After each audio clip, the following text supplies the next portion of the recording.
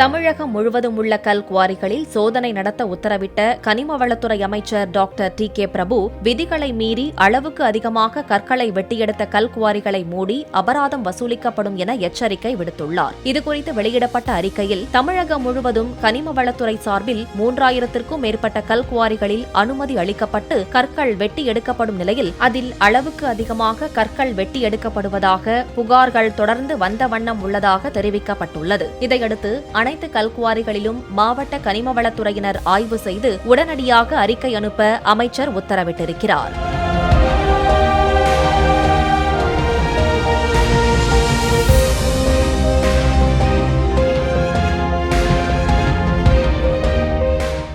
Play store மற்றும் app ஸ்டோரில் இருந்து பாலிமர் செயலியை QR கோடு மூலம் பதிவிறக்கம் செய்யுங்கள்.